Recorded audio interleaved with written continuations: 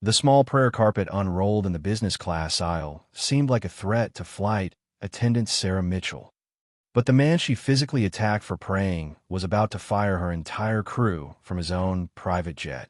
If you want to witness how 30 seconds of Islamophobia cost a flight attendant her entire career and triggered the biggest private aviation scandal of 2025, smash that subscribe button and ring the bell, because what happens next will leave you speechless.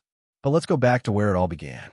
Farouk Mansouri adjusted his silk prayer cap as the Gulfstream G650 cruised at 41,000 feet above the Nevada desert, the late afternoon sun casting golden rays through the aircraft's oval windows. The private jet's cabin, worth more than most people's homes, featured hand-stitched Italian leather seats, polished mahogany tables, and crystal stemware that caught the light like precious gems. But for Farouk, none of these luxuries mattered as much as the approaching time for ASR prayer, the afternoon worship that his faith required regardless of altitude or location. His phone's prayer app chimed softly at exactly 4:17 p.m., the gentle notification echoing through the cabin's whisper-quiet atmosphere. The app calculated prayer times based on astronomical data, accounting for their current position somewhere between Las Vegas and Phoenix. Farouk had used this same application for 12 years, through countless business trips across 6 continents, and it had never failed to guide his spiritual obligations with mathematical precision. Sarah Mitchell, the senior flight attendant on this charter flight, felt her stomach tighten at the sound. She'd been working private aviation for 6 years, serving celebrities, politicians, and business moguls who paid premium prices for discretion and luxury. But something about this passenger had set her nerves on edge from the moment he boarded. The perfectly tailored charcoal suit couldn't disguise what she saw as warning signs. The neatly trimmed beard, the brief phone conversation in what sounded like Arabic, and now this electronic chiming that seemed too calculated, too purposeful for comfort. "Excuse me, sir." Sarah approached with the practiced smile that had earned her commendations from wealthy clients, but her voice carried an undertone of suspicion that she couldn't quite suppress. "I noticed your phone has been making sounds. We ask that all devices remain on silent mode during flight." She gestured toward the expensive device resting on his mahogany armrest, its screen displaying Arabic text and directional calculations that looked foreign and somehow threatening to her eyes. Farouk looked up from the small prayer rug he'd begun to unroll in the spacious aisle, his movements deliberate and respectful. The carpet was a masterpiece of craftsmanship, deep burgundy silk with golden geometric patterns that told stories of faith stretching back 14 centuries. "It's a prayer time notification," he explained patiently, his voice carrying the slight accent of someone educated in multiple languages. "I'm preparing for ASR prayer, one of the 5 daily prayers required in Islam." But Sarah wasn't hearing religious devotion. 6 years of post-9/11 security consciousness had trained her to hear coordination, timing, ritual preparation for something sinister. The prayer rug spreading across the aisle looked like a claim of territory, the Arabic text on his phone like coded communications, and his calm demeanor like the controlled behavior of someone planning something terrible. "Sir, I need you to put that away immediately." Sarah's voice rose sharply, loud enough to catch the attention of the only other passenger, Jennifer Walsh, a tech entrepreneur who instinctively reached for her smartphone to document what felt like an escalating confrontation. "This is a private aircraft, not a mosque.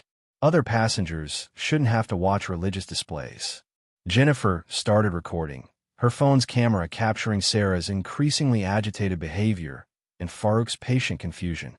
The video would later be viewed by millions, but in this moment, Jennifer was simply a witness to what felt like injustice unfolding at 39,000 feet.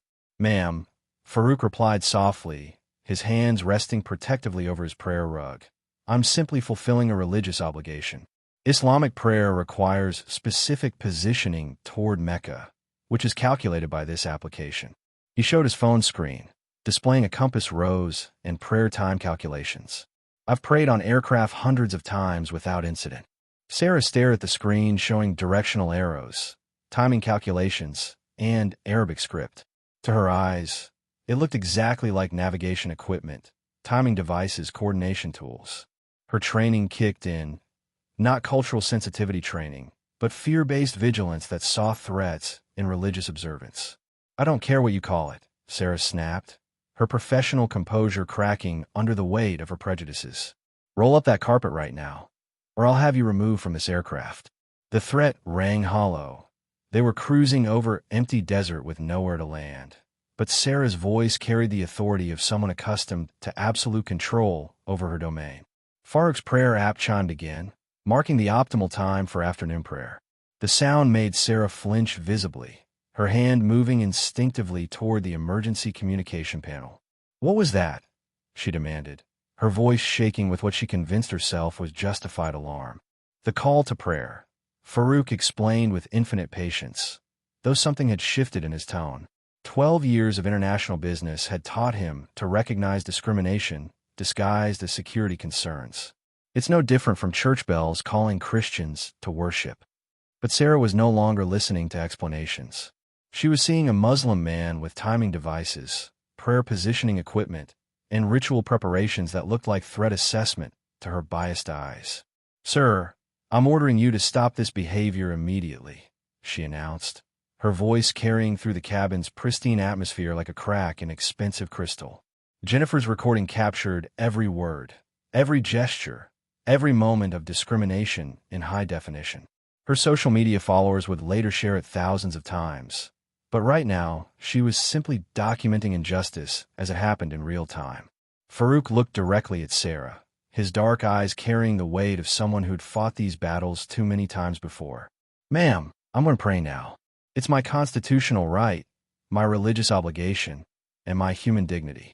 He began to lower himself toward his prayer rug, and Sarah Mitchell made the decision that would destroy her career in the next 10 minutes. She reached down and grabbed the corner of the prayer carpet, yanking it out from under him as he knelt. "Not on my aircraft," she snarled, pulling the silk rug toward herself with both hands. Farouk stumbled forward, his prayer cap falling to the floor as Sarah's aggressive movement sent him off balance. For a moment, time seemed suspended in the pressurized cabin. The successful businessman on his knees, the flight attendant clutching his prayer rug like evidence of a crime, and Jennifer's camera capturing every second of the assault. "You just made the biggest mistake of your career," Farouk said quietly, his voice carrying a dangerous calm as he looked up from the cabin floor. Sarah Mitchell had no idea she'd just physically attacked the owner of the airline that employed her. The silk prayer rug lay crumpled in Sarah Mitchell's trembling hands as Farouk Mansouri slowly rose from the cabin floor, his expensive suit wrinkled, but his dignity intact. Jennifer Walsh's phone captured every second, her live stream notification pinging softly as viewers began flooding in. "Are you recording this?" Sarah demanded, her voice cracking with the realization that her actions were being broadcast to the world. "Every single second," Jennifer replied steadily, her camera focused on Sarah's face as the flight attendant processed what she'd just done. The assault had been captured in crystal-clear 4K resolution, and the video was already being shared across social media platforms with hashtags like #Islamophobia at 40,000 feet. Farouk brushed dust from his knees, his movements deliberate and controlled. "Ms. Mitchell, before this situation escalates further, I think you should know something about the passenger you just attacked." His voice carried a dangerous calm that made Sarah's blood run cold. "I don't care who you think you are," Sarah snapped, but her confidence was evaporating like moisture in the pressurized cabin. "You can't just spread your religious paraphernalia wherever you want. This is a luxury aircraft, not some." She caught herself before finishing the sentence, but the implication hung in the recycled air. Captain David Reynolds emerged from the cockpit, drawn by the commotion. His 20-year aviation career had prepared him for many crises, but not for watching his crew assault a passenger over religious observance. "Sarah, what's the situation here?"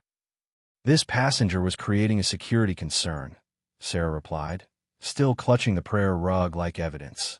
"He had timing devices, positioning equipment, and was performing suspicious rituals." The words sounded hollow even to her own ears as she watched Jennifer's viewer count climb past 5,000 people. Farouk reached into his jacket pocket with deliberate slowness, aware that sudden movements might escalate an already volatile situation. Captain Reynolds tensed instinctively, his hand moving toward the cockpit alarm. But what Farouk withdrew wasn't a weapon or a threat. It was a business card that would change everything. "Captain Reynolds," Farouk said quietly, extending the card with steady fingers. "I believe your crew needs immediate retraining on passenger rights and religious discrimination." Reynolds read the card, and his face went chalk white. The elegant embossed lettering was clear and unmistakable. Farouk Mansouri, CEO and founder, Mansouri Aviation Holdings. Below that, in smaller text, owner and operator of private charter fleet. The business card fluttered from Reynolds' nerveless fingers, landing on the polished cabin floor next to Farouk's fallen prayer cap. Sarah's eyes followed the card's descent, reading the title upside down, her mind struggling to process the implications of what she was seeing. That's impossible," Sarah whispered, her grip on the prayer rug loosening. "Company owners don't fly on their own aircraft. They have drivers, assistants." Her voice trailed off as the reality crashed over her like ice water. Jennifer's live stream exploded past 15,000 viewers as she whispered into her phone, "Oh my God. The Muslim passenger they just attacked is the owner of the airline." Comments flooded her feed, shock, outrage, and predictions about lawsuits that would make headlines worldwide. Farouk's phone buzzed with an incoming call. The caller ID showed Mansouri Aviation Operations Center. He answered on speakerphone, his voice carrying to every corner of the cabin. "This is Farouk Mansouri. Mr. Mansouri, this is operations. We're monitoring social media traffic regarding flight MA 7741. Sir, there's a live stream showing some kind of passenger incident. Are you safe?" Sarah Mitchell felt her career dissolving in real time as the CEO's identity was confirmed by his own operations center. Captain Reynolds staggered backward, 20 years of professional flying crashing around him like debris from an aircraft collision. "I'm physically unharmed," Farouk replied calmly, "though my prayer rug was confiscated and I was assaulted by your flight attendant for the crime of being Muslim in first class." The operations controller's voice cracked through the speaker. "Sir, we're scrambling legal and PR teams immediately. Should we divert to the nearest airport?" Farouk looked directly at Sarah, who was now sobbing quietly into the silk prayer rug she still clutched. "No diversion necessary, but I want a full crew replacement waiting in Phoenix. Ms. Mitchell and Captain Reynolds will not be working for Mansouri Aviation beyond today." Jennifer's viewer count hit 25,000 as news outlets began monitoring her stream. The hashtag Mansouri attack was trending, and legal experts in the comments were already discussing discrimination lawsuits and federal civil rights violations. "Mr. Mansouri," Reynolds' voice was barely audible. "Sir, we had no way of knowing." "Exactly the point, Captain," Farouk interrupted. "You assumed. Your crew assumed. And now 25,000 people have watched those assumptions destroy your careers in real time." Sarah looked up through her tears, mascara streaking down her cheeks like black rain. "Please, Mr. Mansouri. I have 2 children. I can't lose this job." Farouk's expression softened slightly, but his voice remained firm. "You should have considered those children before you decided that Muslims don't deserve basic human dignity." The Gulfstream G650 continued its flight toward Phoenix, carrying with it the most expensive act of discrimination in private aviation history. The cabin fell into tense silence as Farouk Mansouri's operations center confirmed his identity to 25,000 live viewers. Sarah Mitchell sat collapsed in passenger seat 2A, still clutching the prayer rug like evidence of her own destruction. Captain Reynolds stared at the business card on the floor, calculating how 20 years of flying had just evaporated in 30 seconds.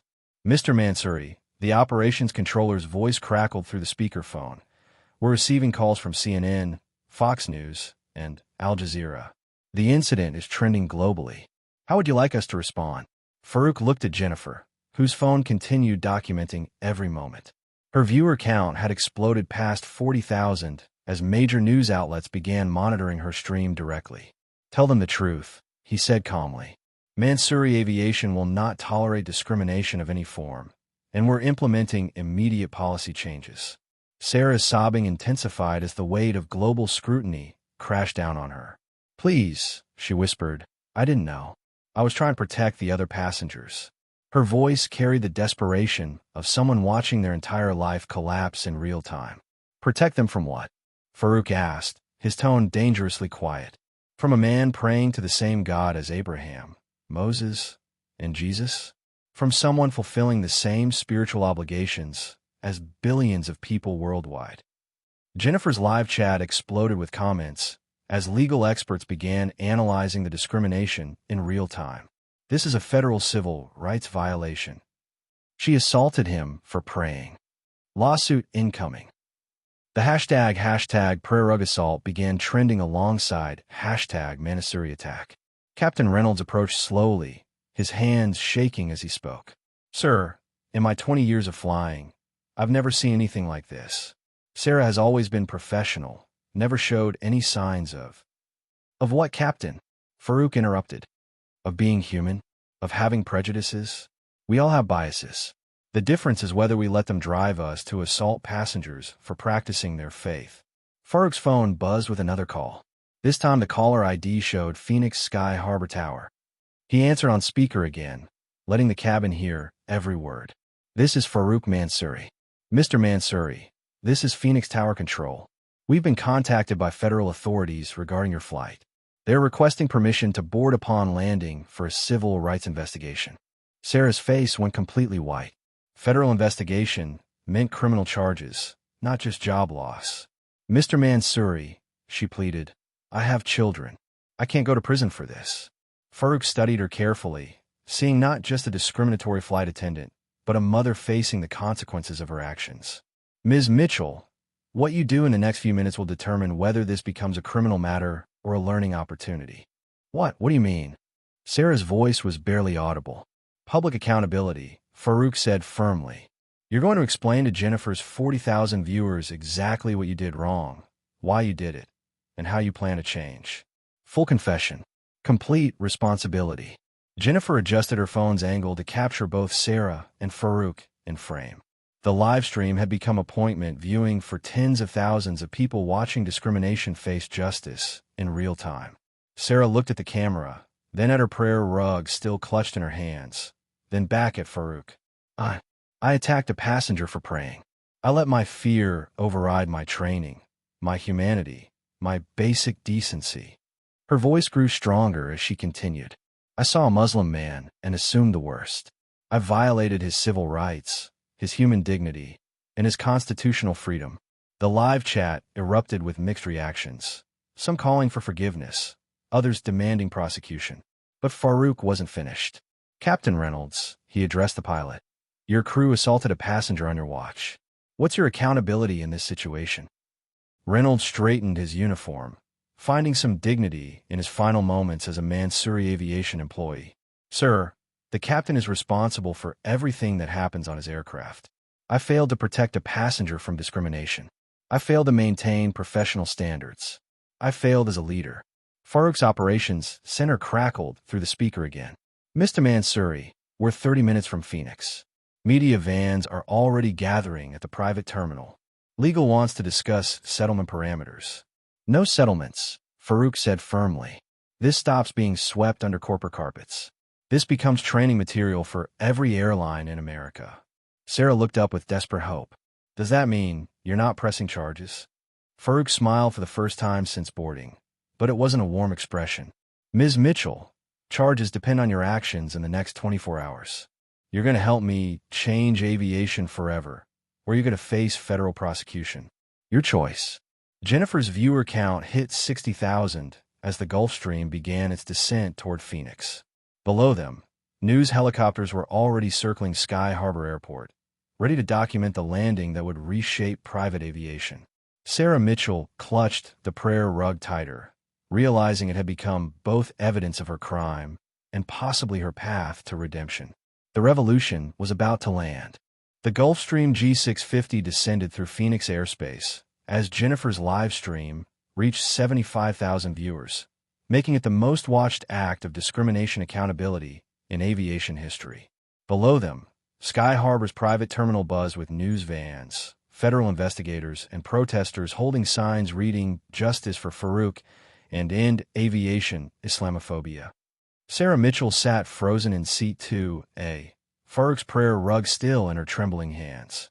The silk carpet had become a symbol, evidence of her assault, proof of her prejudice, and now possibly her only path to avoiding federal prosecution. Mr. Mansouri, she whispered, What exactly do you want me to do? Farouk consulted his tablet, showing news coverage that was spreading across every major network. Ms. Mitchell, in the next hour, you're going to face CNN cameras, FBI investigators, and civil rights attorneys. You can either deny, deflect, and face criminal charges, or you can become the face of change in aviation. Captain Reynolds watched Phoenix grow larger through the windscreen, knowing this would be his final landing as a Mansouri Aviation employee. His radio crackled with urgent communications from ground control. Mansouri Aviation 7741, you're cleared for landing at runway 8. Be advised, federal authorities are standing by for immediate boarding. Copy that. Phoenix Tower, Reynolds replied, his voice steady despite the career-ending circumstances.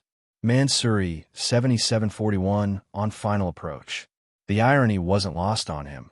His most technically perfect landing would also be his last. Sarah looked directly into Jennifer's camera, her makeup ruined, but her voice growing stronger. To everyone watching this, my name is Sarah Mitchell. I'm a flight attendant, a mother of 2, and today I became something I never thought I was, a bigot. The live chat exploded with reactions as she continued. I saw a Muslim man praying, and I saw a threat. I physically assaulted him for practicing his faith. That's not security. That's hatred. Farouk's phone rang again, the caller ID showing FBI Phoenix Field Office. He answered on speaker, letting the cabin and 75,000 viewers hear federal authority enter the situation. This is Special Agent Martinez with the FBI Civil Rights Division. Mr. Mansouri, we understand there was an assault aboard your aircraft. Correct. Agent Martinez, Farouk replied calmly. I was physically attacked by crew member Sarah Mitchell for attempting to pray. The entire incident was live-streamed and witnessed by tens of thousands of people. Sir, we'll need detailed statements from all parties involved. This appears to be a federal hate crime under the Matthew Shepard Act. Sarah's face went completely white at the word hate crime. Federal charges meant prison time, not just unemployment. The aircraft touched down smoothly, Reynolds' decades of experience ensuring a perfect landing even in the worst circumstances of his career. Through the windows, they could see FBI vehicles, news crews, and what appeared to be a civil rights protest supporting Farouk. Mr. Mansouri, Agent Martinez continued through the speaker, we're prepared to make arrests immediately upon your request. Ms. Mitchell could face up to 10 years for religiously motivated assault. Jennifer's viewer count hit 90,000 as the implications sank in. This wasn't just about losing jobs anymore. This was about federal prison time. Sarah began hyperventilating, the prayer rug falling from her nerveless fingers. Agent Martinez, Farouk said carefully, I'd like to propose an alternative to immediate prosecution. The FBI agent's silence indicated interest. Ms. Mitchell has agreed to full cooperation in creating aviation discrimination training programs. Her story could prevent thousands of future incidents. Sarah looked up with desperate gratitude, realizing Farouk was offering her a lifeline. Yes, she gasped. Yes, I'll do anything. I'll travel to every airport, every airline, every training facility. I'll tell my story until no one ever has to experience what Mr. Mansouri did. The aircraft came to a stop at the private terminal gate, where dozens of federal agents, news crews, and protesters waited. Agent Martinez's voice crackled through one final time. Mr. Mansouri, we'll defer prosecution pending Ms. Mitchell's cooperation. But this is her one chance at redemption. Captain Reynolds shut down the engines, his final act as a Mansouri Aviation employee. Sir, he addressed Farouk, I want to join Sarah's mission. What I allow to happen on my aircraft, it can't happen again. Anywhere. Farouk stood slowly, straightening his prayer cap that Sarah had knocked from his head. Jennifer's camera captured him reaching down to retrieve his prayer rug from where Sarah had dropped it. The silk was wrinkled, but undamaged, its golden patterns still telling stories of faith that had endured persecution for centuries. Ladies and gentlemen, Farouk addressed Jennifer's 90,000 viewers. What you've witnessed today is how discrimination dies in the light of accountability. Ms. Mitchell and Captain Reynolds will spend the next year visiting every major airport in America, sharing their story and ensuring no passenger is ever again assaulted for praying. Sarah wiped her tears and looked directly into the camera. My children will watch this video someday. I want them to know that their mother made the worst mistake of her life, but she spent the rest of it making sure no one else's children would ever experience what Mr. Mansouri did today. The aircraft door opened, and federal agents stepped inside. But instead of arrests, they were witnessing the birth of the most comprehensive anti-discrimination program in aviation history. Farouk gathered his belongings, including his precious prayer rug, and prepared to face the media circus waiting outside. Sarah and Reynolds followed, no longer his employees, but soon to become his most powerful allies in changing aviation forever. The revolution was about to go global. 6 months after Flight MA 7741 made headlines worldwide, the Phoenix Sky Harbor Airport Training Center buzzed with activity. Sarah Mitchell stood before 200 airline employees, her voice steady as she held up the same silk prayer rug she'd once yanked from beneath Farouk Mansouri. "This is more than fabric," she said, her words carrying across the packed auditorium. "This is evidence of how prejudice can destroy lives in 30 seconds. The audience, flight attendants, pilots, ground crew from 15 major airlines, listened intently as Sarah continued her testimony. "I saw a Muslim man praying and convinced myself he was a threat. I physically assaulted a passenger for practicing his faith. That passenger happened to own the airline, but that's not why it was wrong. It was wrong because human dignity isn't negotiable." Captain Reynolds stood beside her, his former uniform replaced with the blue blazer of the Mansouri Aviation Discrimination Prevention Initiative. "As pilots, we're trained to make split-second decisions based on facts, not assumptions," he told the crowd. "But I let my crew assault a passenger based on religious prejudice. That failure of leadership cost me my career, and it should have." Jennifer Walsh, now Director of Digital Accountability for Mansouri Aviation, monitored the live stream, reaching 50,000 viewers across 6 continents.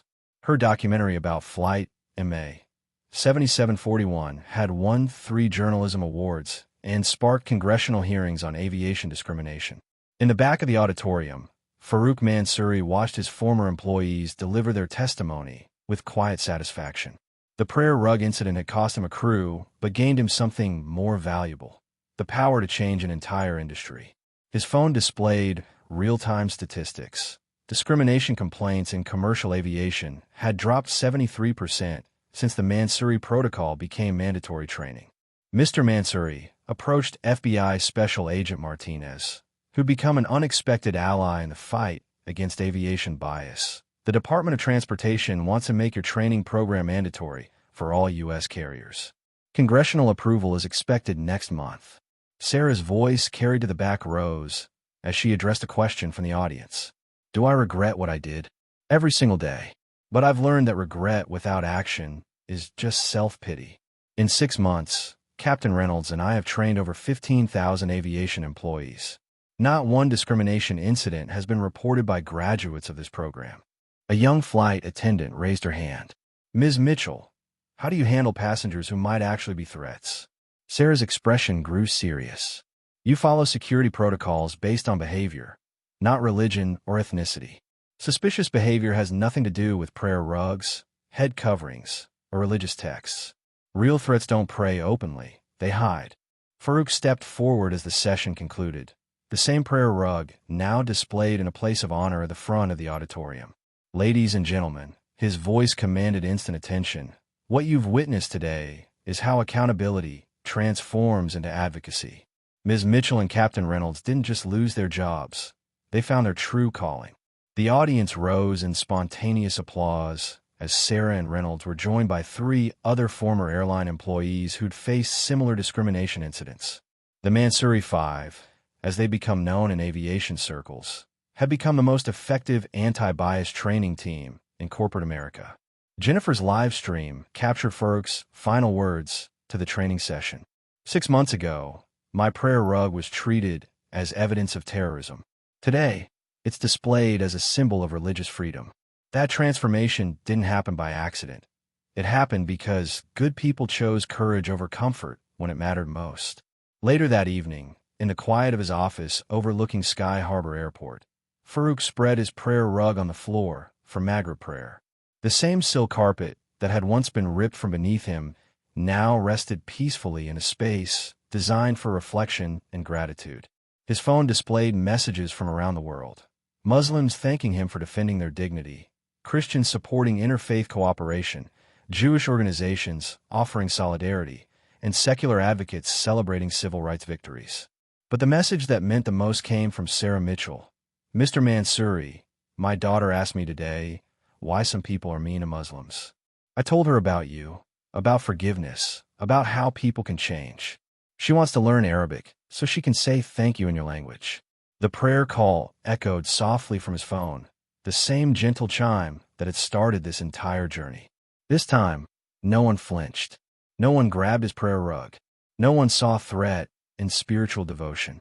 Farouk smiled and began his prayers, grateful for a world where 30 seconds of discrimination had transformed into 6 months of lasting change. The revolution had landed. The real work would never end. 6 months later, the Mansouri Protocol became federal law, requiring anti-discrimination training for all U.S. aviation employees. Sarah Mitchell and David Reynolds became the most requested speakers in corporate America. Jennifer Walsh's documentary sparked similar accountability movements in healthcare, hospitality, and retail industries. And somewhere over America, passengers of every faith now pray safely at 35,000 feet, protected by the legacy of one man who refused to let prejudice win. What injustice will you document today? Share your stories below. Subscribe if you believe dignity isn't negotiable. The next Farouk Mansouri is counting on your courage.